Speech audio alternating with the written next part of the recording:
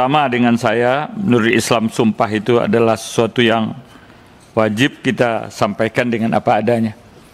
Apa yang Bapak ketahui, apa yang Pak alami, apa yang Bapak lihat, dan apa yang Bapak dengar.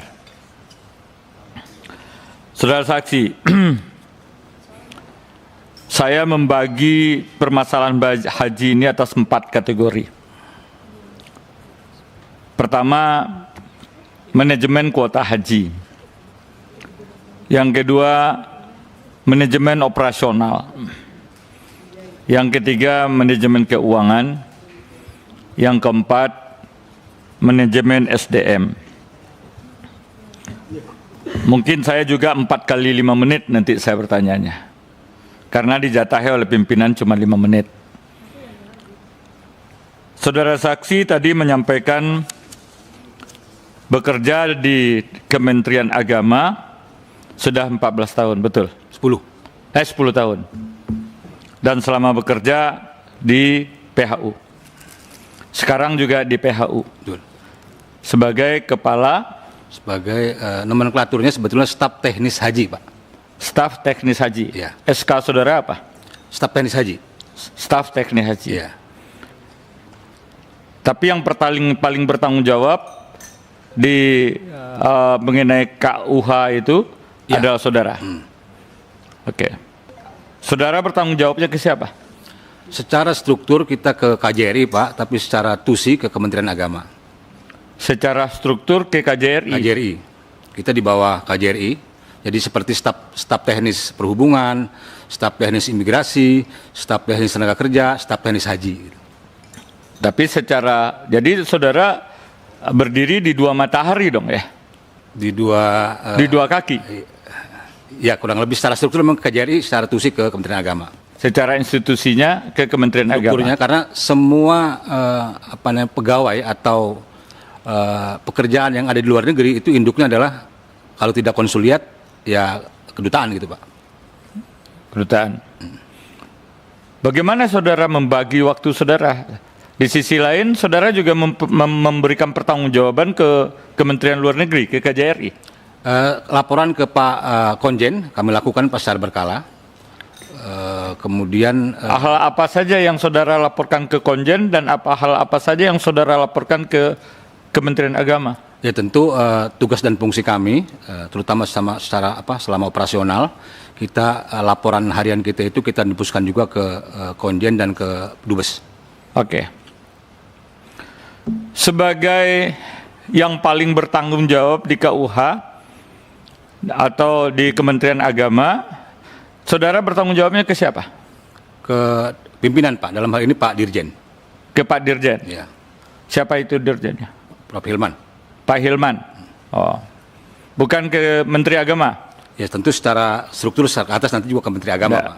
Apakah saudara pernah memberikan laporan langsung ke Kementerian Agama atau harus melalui Dirjen dulu? Saya selama ini selalu melalui Dirjen, Pak. Ya. Saya balik sekarang pertanyaannya. Apakah saudara bisa langsung menerima perintah dari saudara Menteri Agama? Selama ini yang kami terima itu informasi, misalnya. Saudara disumpah loh. Iya. Ya. Iya, Pak.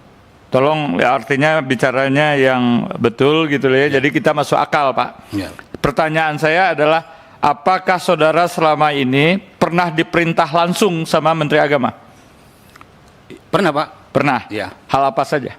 Ya misalnya memastikan bahwa layanan di Arab Saudi itu, misalnya seperti akomodasi, transportasi, dan seterusnya itu sudah siap sebelum operasional.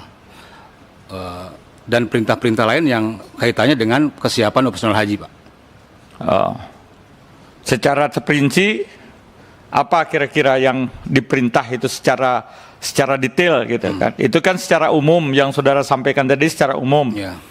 Misalnya, Nasrullah, you urus atau you kasih tunjuk itu yang menangani atau apa? Misalnya Tidak, seperti itu.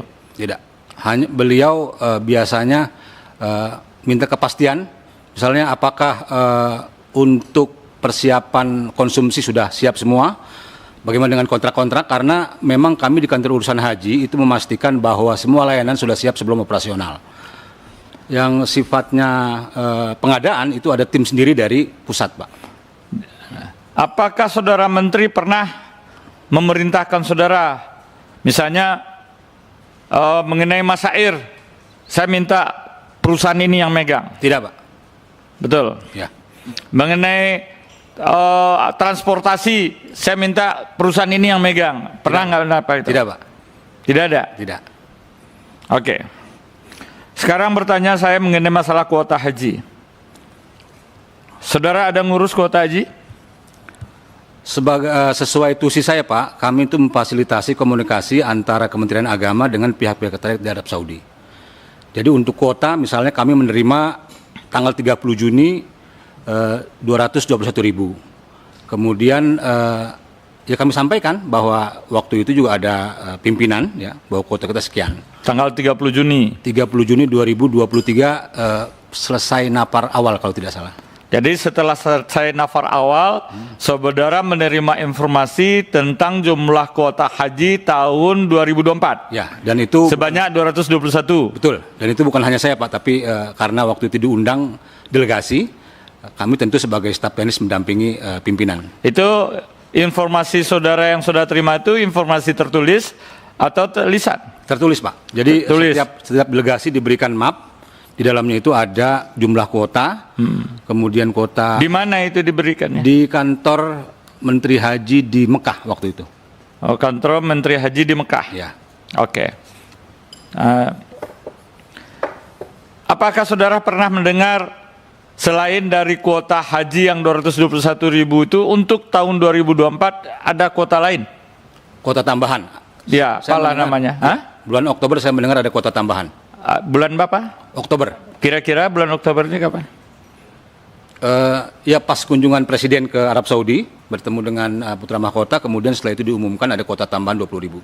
Ada kuota tambahan 20.000. Iya. Saudara tahu itu? Tahu, Pak. Tahu. Jadi kuota tambahan itu yang saudara dengar sekitar bulan Oktober. Iya, bulan Oktober. Ya. Ya. Persis tanggalnya tidak tahu. Kalau tidak salah 19, Pak. 19 Oktober. Ya, kalau tidak salah, Pak, tapi sekitar Oktober lah. Ya. Di catatan saya sebenarnya ada nih, Pak nih. Ada. Nggak apa-apa, lihat aja, Pak. Bebas-bebas supaya lebih jelas, lebih tegas dan lebih akurat. Ya. Jangan meraba-raba, Pak. Nanti keraba yang enggak nanti. 20 Oktober, maaf, Pak. 20 Oktober Presiden Jokowi mengumumkan bahwa Indonesia mendapatkan. Saudara mendengar